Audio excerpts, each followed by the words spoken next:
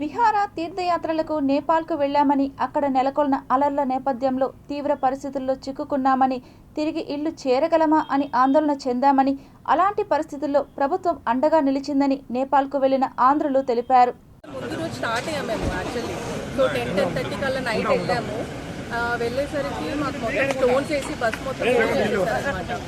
చేయడం వల్ల మేము చాలా అవ్వదు అని తీసుకొస్తామని చెప్పాక లేదు అంటే ఆ నైట్ మొత్తం మాకు ప్రాపర్గా స్లీప్ లేదు, భయపడుతూనే ఉన్నాము. ఎందుకంటే అక్కడ మేము ఎవరితో అప్రోచ్ అవ్వడం కూడా మాకు తెలియదు. సో కొంచెం రిస్క్ అనిపించింది. బట్ వీళ్ళు ఎప్పుడైతే అప్రోచ్ అయ్యారో అప్పటి నుంచి మాకైతే సేఫ్గానే ఉంది. హ్యాపీగానే ముందైతే ప్రశాంతంగా ఉంది, హ్యాపీగా కూడా ఉంది. మేము ఎప్పుడైతే ఫ్లైట్లో ఎయిర్పోర్ట్కి వచ్చామో అప్పటి నుంచి కాల్స్లో అంతా కూడా ఉన్నారు. ఎందుకంటే పాస్పోర్ట్ లేదు, అందరం వెళ్ళింది బై బస్ అలా వెళ్ళాము.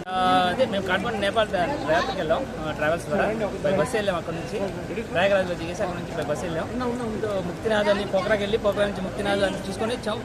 కాట్మండ్లో వచ్చి స్టే చేసాం. సరే ఇంకా మేము బార్డర్ క్రాస్ చేయాలనుకున్నాం. మొన్న 2 రోజుల క్రితం మొన్న రాత్రి సరే బస్సులో వచ్చాం. హోటల్ దగ్గర నుంచి పశుపతినాథ్ హోటల్ దగ్గర పక్కనే గుడి పక్కనే పశుపతినాథ్ హోటల్ ఉంటుంది. కిలోమీటర్ దూరం వచ్చాం. సో అల్లరి మొక్కలంతా మా మీద అటాక్ చేశారు. పెద్ద పెద్ద రాళ్ళు తీసుకొని గ్లాసు బస్సు అద్దాలన్నీ పగలగొట్టేశారు. మొత్తం వరుసగా అన్నీ పగిలిపోయాయి. లెఫ్ట్ సైడ్ మొత్తం. నిన్న మధ్యాహ్నం స్టార్ట్ చేశారు. రాత్రి కల్లా మాకు అప్డేట్ వచ్చేసింది, రేపు పొద్దున మీకు ఫ్లైట్ పంపిస్తాం, రేపు మధ్యాహ్నం మీరు బయలుదేరి వచ్చేసేయండి అని చెప్పి 24 అవర్స్లో మేము ఇక్కడ ఉన్నామండి. చెప్పాలంటే లోకేష్ గారు అండి, నారా లోకేష్ గారు, మన ప్రభుత్వం.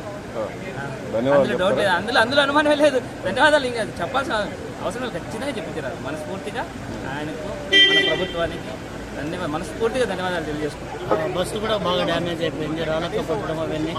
వాళ్ళు కొంతమంది ఆందోళనకారులు ఏంటంటే బస్సు అయితే దోపిడీలు చేయడం అవి చేశారు ముందు బస్సుల్లో. మా వాడు కొంచెం తెలివిగా బస్సు డ్యామేజ్ అయినా కూడా ఆపకుండా చిన్నగా తీసుకుని వచ్చి మళ్ళీ హోటల్లో ఆపాడు. అప్పటి నుంచి మేము కాంటాక్ట్లో ఉన్నాము లోకేష్ నగర్ గారితో. బాగా వెంటనే రెస్పాండ్ అయ్యారు. సెక్రటేరియట్ నుంచి, సచివాలయం నుంచి వెంటనే ఫోన్లు రావడము, ఆధార్ కార్డులు అప్లోడ్ చేయమంటాము. వాళ్ళు ఆల్మోస్ట్ 24 అవర్స్ పనిచేశారు. మన మినిస్టర్ గారు అయితే 100% ప్రోగ్రామ్ కూడా మానుకొని మా కోసమే ఉన్నారని అంటే చాలా చాలా ధన్యవాదాలు చెప్పాలి.